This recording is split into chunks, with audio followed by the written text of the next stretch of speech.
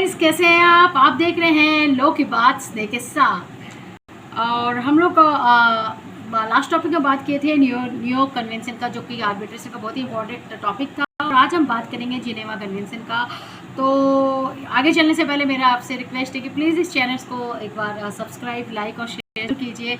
उसके बाद हम आगे बढ़ते हैं। प्लीज़ अगर आप शेयर अभी तक नहीं किए तो इसको एक बार शेयर ज़रूर कर लीजिए, जिससे कि मोटिवेशन मुझे भी मिले। और क्योंकि वीडियोज़ है ये जो मैं आपके लिए वीडियो लेके आई हूँ, कई बुक्स पढ़ने के बाद लाई हूँ। और मैंने कई बुक्स पढ़ा था, कई बार माथा कपा, कई वीडियोज़ भी मैंने कहा, कई रिसर्च किया। उसके बाद ऐसा लगा कि हमें ऐसा चाहिए वीडियो जो कि कम से कम में हमें ज़्यादा अच्छे से समझ आ जाए। एक्चुअली ज़्यादातर बुक्स में एक ही चीज़ को बहुत बार रिपीट किया गया है और काफ़ी अंदर तक ऐसा ले जाया गया है कि बच्चे या स्टूडेंट्स हम लोग सब कंफ्यूज हो जाते हैं। मैंने ट्राई किया है कि इस वीडियो को बहुत ही शॉर्ट में और बहुत अच्छे से आपको समझा सके। तो बिना देरी किए हम आगे बढ़ते हैं जिनेवा कन्वेंशन में। हेनरी डोनेट जो था, हेनरी डोनेट एक बिजनेसमैन था जो कि स्विट्जरलैंड का रहने वाला था। वो बिजनेस के सिलसिले में इटली जाते हैं। इटली में जगह होती है जिसका नाम है सोल्फेरिनो।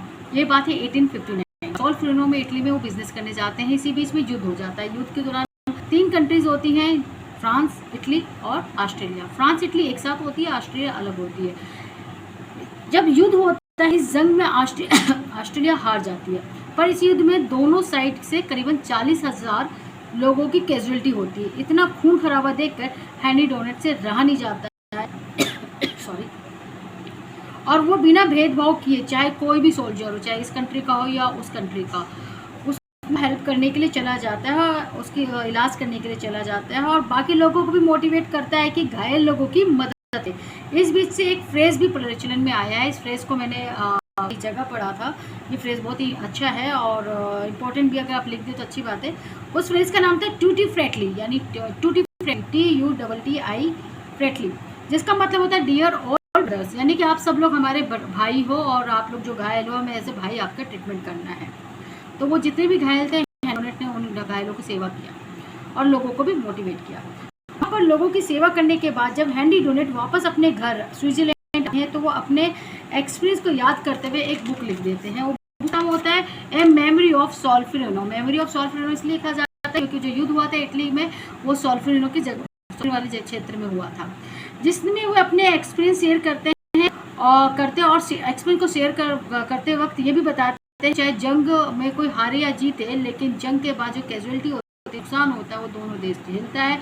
दोनों देश अपने जो सैनिक मरे हैं याद में उन्हें दुख भी होता है, दर्द भी होता है और काफ़ी इनको नुकसान भी होता है।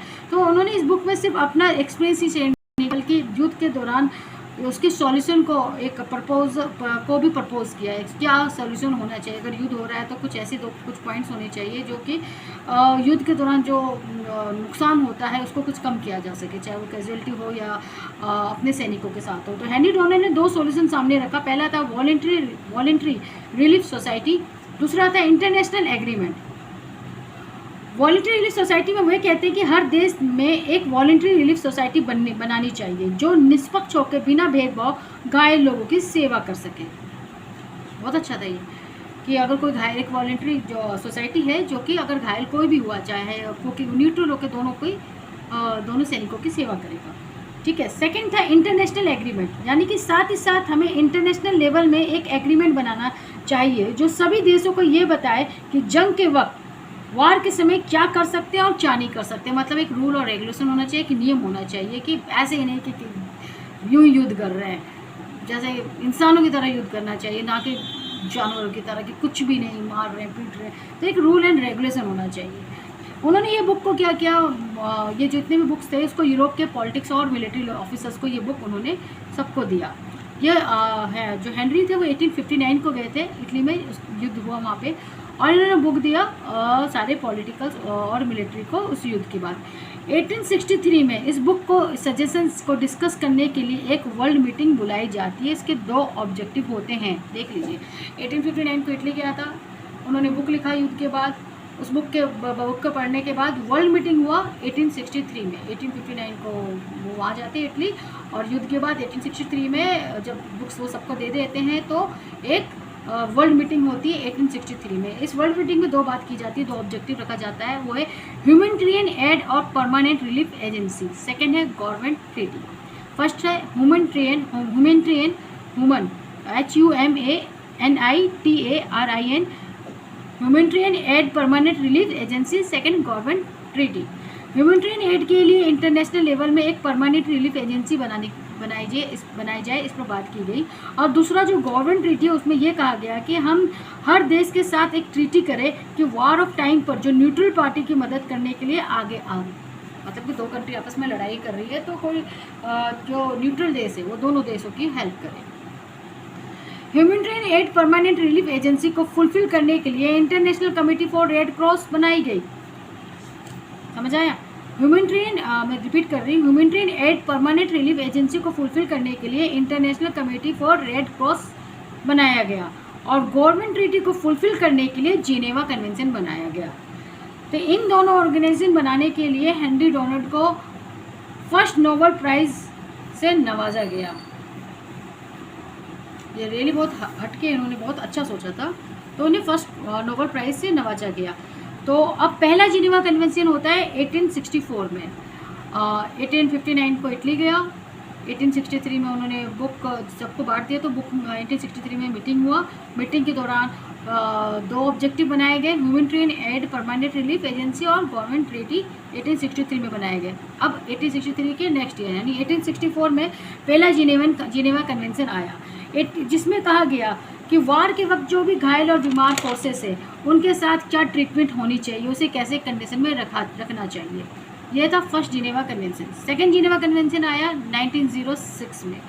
1906 में सेकंड जिनेवा कन्वेंशन हुआ था, जिसमें ये बात रखी गई थी कि अगर युद्ध समुद्र में हो रहा है तब वो घायल और बीमार ऑफिसर है उसे क्या और किस कंडीशन में रखना चाहिए, रखा जाना चाहिए, उन्हें क्या ट्रीटमेंट दिया जाना चाहिए, ये बताया गया सेकंड जिनेवा कन्वेंशन में। फर्स्ट जिनेवा कन्वेंशन कब हुआ, मैं दोबारा रिपीट कर रही हूँ, 1859 को वो हेनरी गए हुए थे इटली, वहाँ युद्ध हुआ। उसके बाद उन्होंने बुक लिखी तो 1863 में वर्ल्ड मीटिंग हुआ। उसके बाद 1863 में वर्ल्ड मीटिंग हुआ तो पहला जिनेवा कन्वेंशन 1864 उसके नेक्स्ट ईयर में हुआ। उसमें बताया गया कि अगर युद्ध में जो घायल है उसके साथ कैसा ट्रीटमेंट होना चाहिए। 1864 के बाद आया 1906 यहाँ पे सेकेंड जिनेवा कन्वेंशन आया। उसमें यह बताया गया कि समुद्र में जो युद्ध हो रहा है तो वहाँ पे जो भी बीमार ऑफिसर है घायल है उसके साथ क्या ट्रीटमेंट होना चाहिए। फर्स्ट वर्ल्ड वॉर में ये बात क्लियर था कि जितने भी कंट्री है वो कन्वेंशन को सीरियसली नहीं ले रहे थे।